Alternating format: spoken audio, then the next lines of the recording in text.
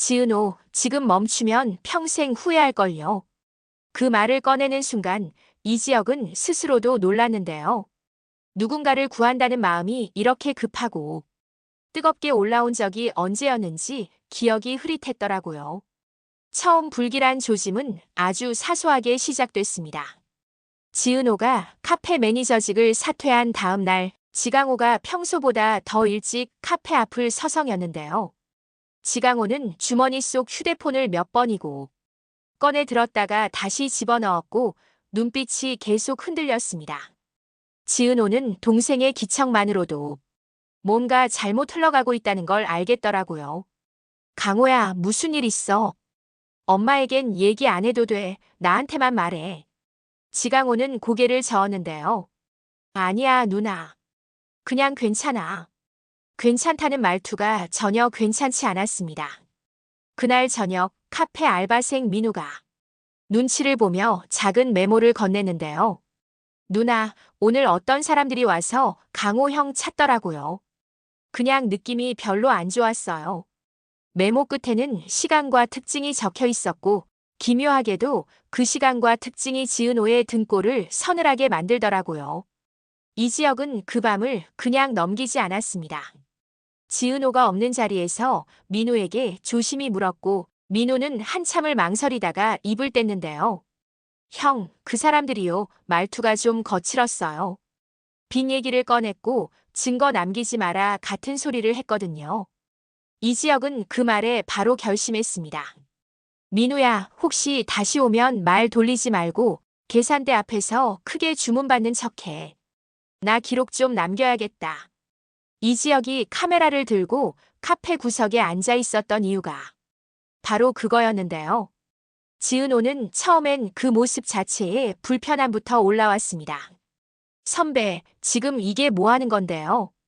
카페는 제 일터였고 선배가 굳이 하지만 지은호가 문장을 끝내기도 전에 지강호의 휴대폰이 진동과 함께 짧게 울렸습니다. 화면에는 낯선 번호와 함께 10분 후 뒤쪽 문이라는 메시지가 떠 있었는데요. 지은호는 그 메시지를 보는 순간 생각보다 깊은 데까지 상황이 번져 있겠구나 싶었고 가슴속에서 오래 눌러두었던 불안이 하나씩 기지개를 켰습니다. 지강호는 결국 입을 뗐습니다. 누나, 예전에 그 알바비 밀렸던 거 있잖아. 그때 잠깐 손 뗀 일이 좀 꼬였어. 그냥 소개받은 일이라 생각했는데 알고 보니 사채 비슷한 거였어. 지은호는 숨을 고르며 조용하게 물었는데요. 얼마야 정확히? 지강호가 금액을 말하자 지은호는 경황 없이 계산이 먼저 돌아가더라고요. 카드 결제일, 엄마의 병원비, 월세, 그리고 본인이 막 맡기로 한 인테리어 의뢰. 빠질 곳이 없는 빽빽한 표에 갑자기 끼어든 숫자가 종이 밖으로 번져나가는 것 같은 기분이었는데요. 그때 이지혁이 말했습니다. 지은호, 잠깐만 믿어줘요. 그냥 경찰에 신고하면 될 문제 같지 않아요. 증거가 필요해요. 지은호는 고개를 들었습니다. 그 말 선배가 할 수 있어요. 선배는요, 늘 옳은 척 했는데요. 막상 제가 다칠 때마다 뒤로 물러섰던 사람이거든요. 말은 날카로웠지만 기실 지은호의 눈빛에는 부탁과 두려움이 함께 섞여 있었습니다. 이지혁은 억울하다는 표정 대신 단단한 표정으로 짧게 고개를 끄덕였는데요. 이번엔 안 물러설게요. 10분 뒤 문제의 사람들이 카페 뒤쪽 문을 열고 들어왔습니다. 두 사람은 무심한 표정으로 지강호를 불렀고 민우가 주문받는 척하며 카운터 앞을 분주히 오갔습니다. 이지혁은 손에 든 카메라의 촬영 버튼을 조용히 눌렀고 근처 테이블에 놓아둔 휴대폰의 녹음 앱도 켜둔 상태였는데요. 멀리서도 들릴 만큼 거칠게 튀어나오는 단어들이 있었고 누나가 대신 얘기에 같은 말이 은근히 압박처럼 흘러나왔습니다. 지은호는 심장이 목까지 차오르는 느낌이었는데요. 동생 일은 제가 책임질게요. 다만 서류를 먼저 보여주세요. 어떤 계약인지 어떤 이율인지 아주 천천히 아주 또박또박 말했습니다. 상대는 처음엔 비웃더니 지은호가 법적 절차를 원한다라고 하자 아예 표정을 굳혔는데요. 바로 그때였습니다. 상대의 휴대폰 화면에 떠있던 회사 이름 하나가 이지혁의 시선을 꽂아버렸습니다. 생소하지만 낯설지 않은 이름, 하늘건설의 하청을 타고 내려오는 자재업체의 로고였거든요. 이지혁은 본능적으로 뒤통수가 얼어붙는 느낌을 받았습니다. 박성재의 집안과 저쪽이 얽혀 있을 수도 있겠다. 그 가능성 하나만으로 공기가 확 바뀌었고 지은호도 직감했는지 아주 잠깐 시선을 들더라고요. 첫 번째 심리적 클라이맥스는 바로 그 순간 터졌습니다. 상대는 계약서? 필요 없어. 너희가 도장 찍은 거면 된 거야 라고 밀어붙였고 지강호는 작게 움찔했는데요. 이지혁은 테이블을 가볍게 두드리며 차분하게 말했습니다. 방금 계약서 필요 없다고 하셨죠? 지금부터는 제 변호사가 들을 겁니다. 사실 변호사에게 즉시 연결된 건 아니었는데요. 이지혁의 휴대폰은 통화 중 화면을 틀고 스피커를 크게 켜둔 상태였고 상대는 그 화면을 흘깃 보더니 욕설을 삼켰습니다. 순간에 빈틈을 파고드는 건 늘 이지혁이 잘하던 방식이었거든요. 지은호는 아주 작은 숨을 내쉬며 지강호의 손등을 잡았습니다. 여기까지 왔으니까 이제 거짓말은 끝내자. 지강호는 고개를 끄덕였고 민우는 계산대 아래에서 경찰 신고 단축번호에 손을 올려두었는데요. 더 밀리면 바로 누르기로 한 조용한 합의였어요. 클라이맥스는 뜻밖에도 박성재가 만들었습니다. 상황을 전해들은 박성재가 카페 쪽으로 오겠다고 했고 지은호는 처음엔 말렸습니다. 본부장님, 회사 이름이 엮여 있어요. 본부장님이 오시면 괜히 악의적인 프레임이 씌워질 수도 있어요. 박성재는 잠깐 고민하더니 한 발 물러서 대신 다른 선택을 했는데요. 내가 직접 가는 대신 내부 컴플라이언스 라인을 열어둘게요. 하청 라인에 저런 그림자가 끼면 회사도 곤란합니다. 다만 지은호 씨 이름은 절대 안 나가게 할게요. 그 말은 단순한 도움을 넘어 박성재가 자신의 위치를 어떻게 쓰는지 보여주는 한 장면이었고 지은호는 그 신중함이 고마워서 잠깐 목이 메었더라고요. 본부장님 감사합니다. 단 하나만 더요. 결과가 나오기 전까진 제 동생을 가족이 아닌 하나의 사건 당사자로 봐주세요. 그래야 세게 밀 수 있어요. 박성재는 알죠라고 짧게 답하고 전화를 끊었습니다. 그 짧은 대답 안에 그의 마음과 프로가 함께 있었는데요. 셋째 클라이맥스는 진짜 위기가 넘어오던 순간이었습니다. 상대가 슬쩍 몸을 기울이며 지강호의 어깨를 밀었고 그때 이지혁이 한 발 앞으로 나서면서 손에 든 카메라를 더 높이 들어 보였는데요. 지금 폭력 행사하셨습니다. 초상권 포기 각서 받았고요. 이 영상은 바로 클라우드로 올라갑니다. 말은 반은 사실이고 반은 허세였지만 허세는 이럴 때 오히려 힘이 있더라고요. 상대는 욕을 뱉다 말았고 잠깐의 정적 사이로 경찰 사이렌 소리가 길게 스며들었습니다. 민우가 준비해 두었던 신고 버튼이 드디어 의미를 가진 순간이었죠. 상대는 대화로 풀자고 말끝을 바꾸었고 이지혁은 좋아요. 그럼 이자율표와 계약 증빙부터요라고 밀어붙였습니다. 그 사이 지은호는 지강호의 숨이 조금씩 가다듬어지는 걸 옆에서 느꼈는데요. 강호야, 너 오늘 여기서 끝내자. 다음부턴 내가 먼저 묻고 내가 먼저 말하자. 목소리는 아주 낮았지만 그 약속은 이전과 다른 무게를 갖고 있었어요.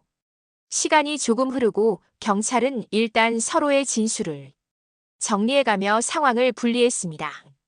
상대방은 서류를 내놓지 못했고 연락처와 소속만 남긴 채 돌아갔는데요. 그 소속이 문제였습니다. 하늘건설과 느슨하게 연결된 하청 라인에 어두운 이름이 보였고 이건 단순히 개인의 경솔함으로 치부할 수 있는 일이 아니었거든요.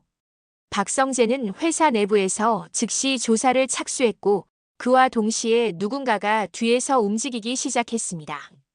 고성희가 그중 한 사람이었는데요. 고성희는 조용히 덮자는 쪽에 가까웠고 이유는 간단했습니다. 하늘건설의 이미지에 작은 흠이라도 나면 후속 투자와 프로젝트에 타격이 올 수 있었거든요. 하지만 박성재는 다른 길을 선택했고 이 선택이 박진석과의 작은 균열을 예고하기도 했습니다. 아버지, 하청 라인을 정리해야 해요. 누가 봐도 비합리적이에요.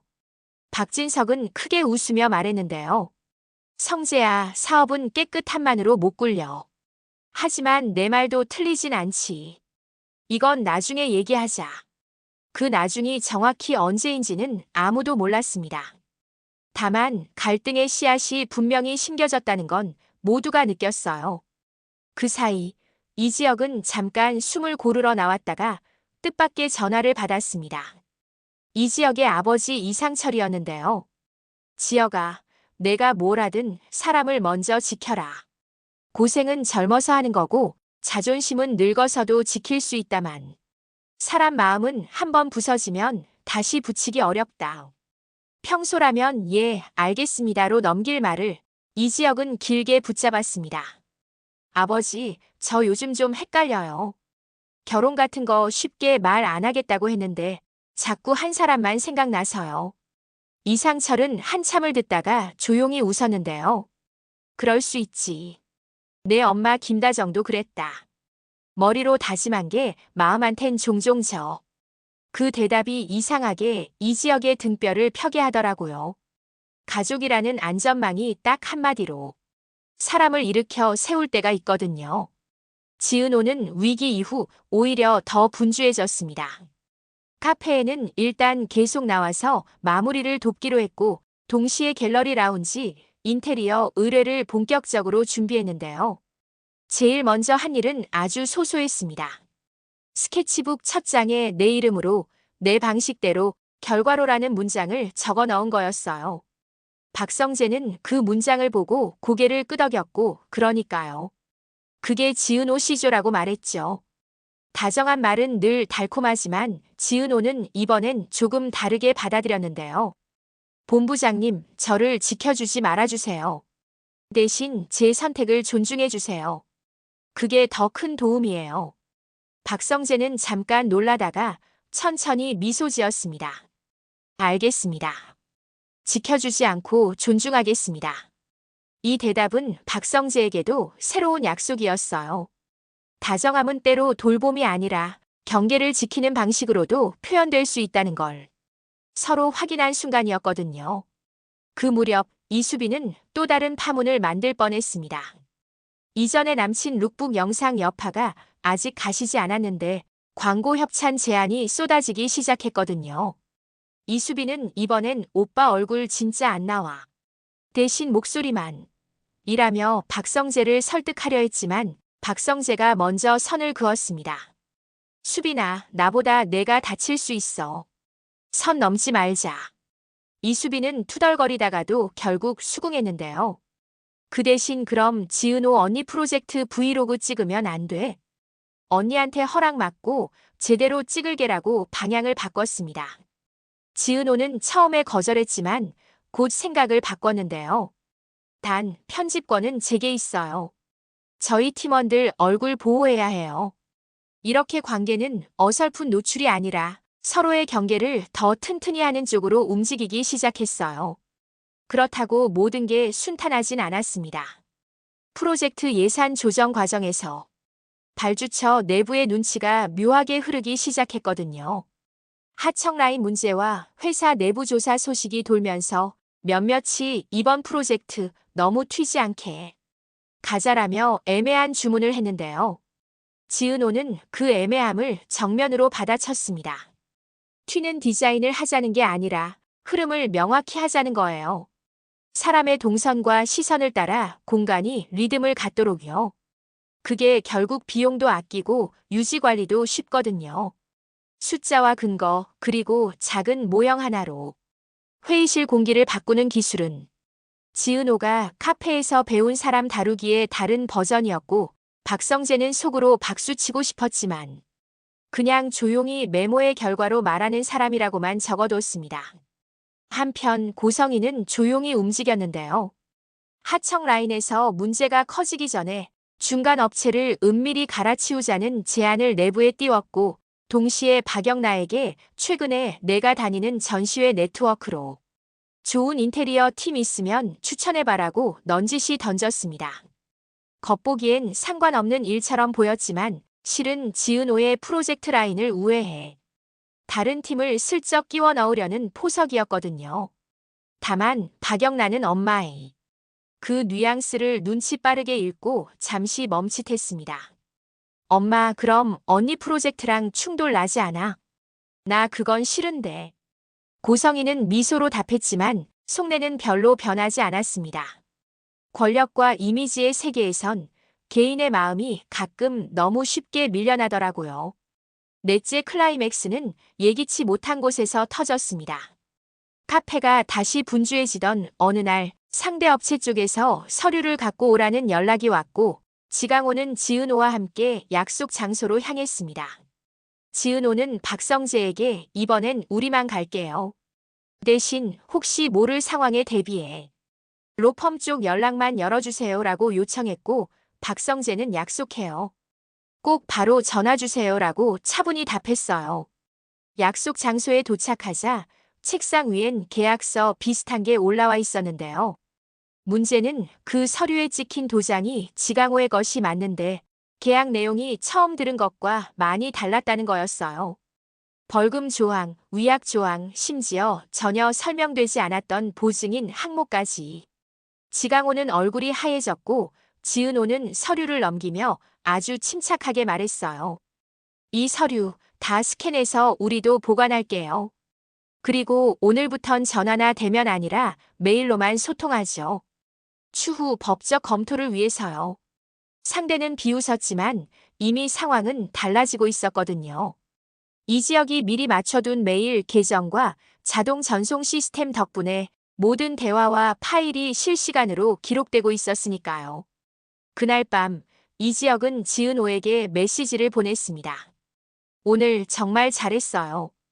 혼자 버티지 않아서 고마워요. 지은호는 한참 화면을 바라보다가 아주 짧게 답장을 보냈는데요. 선배, 저도요. 선배도 오늘 안 물러서줘서요. 그 짧은 대화 뒤에 길게 남는 여운이 있었습니다. 비혼주의라는 깃발이 이지혁의 어깨에 여전히 펄럭이고 있긴 했는데요. 어느 순간부터 그 깃발이 지은호의 눈에 도망이 아니라 상처를 가리는 붕대처럼 보이기 시작했어요. 상처를 가리기만 하면 낫지 않더라고요.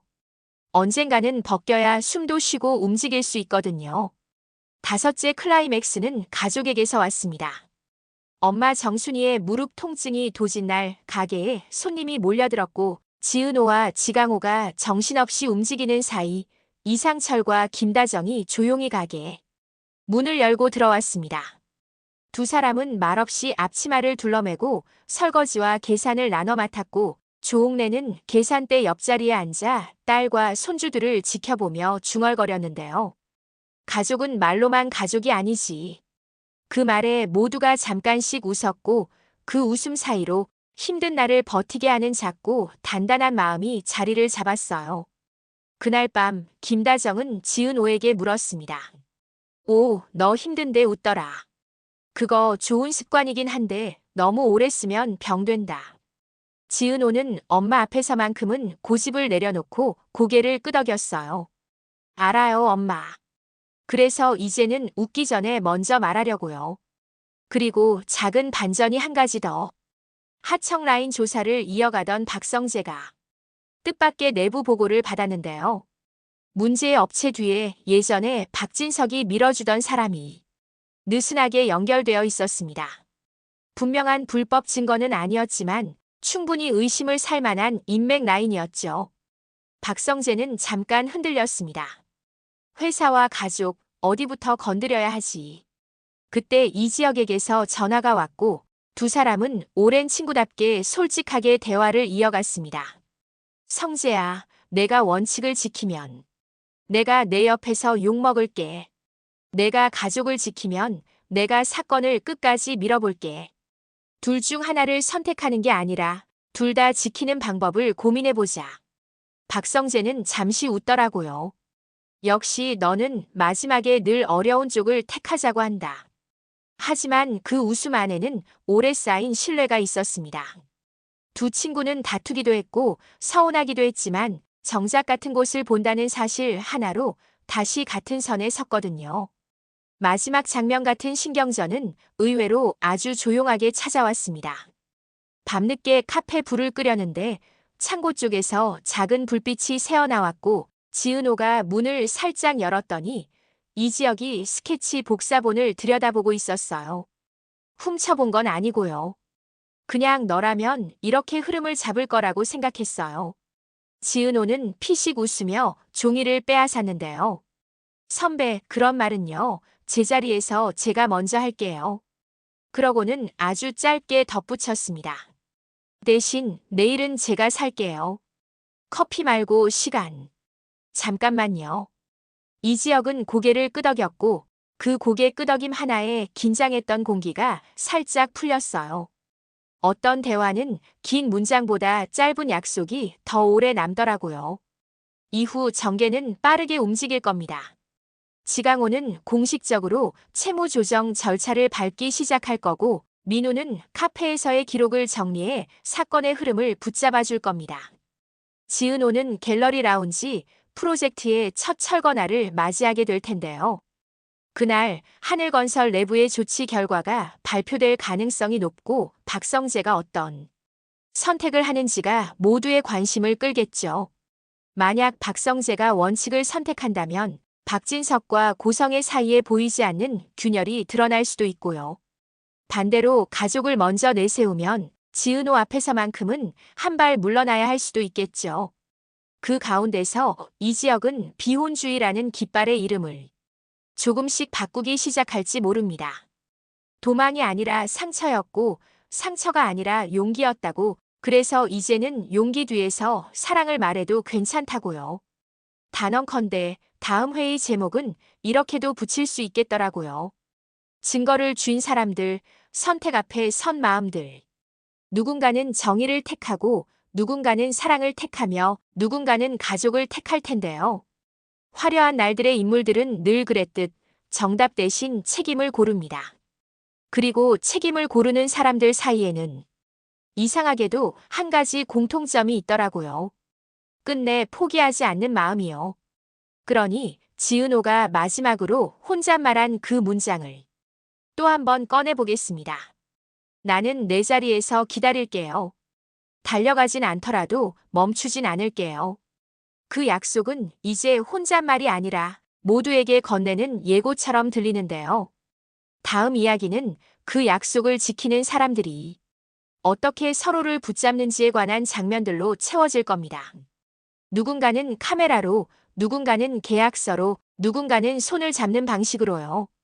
그리고 아주 조용히, 그러나 분명하게 사랑이 그 사이사이 틈에서 자라나겠죠.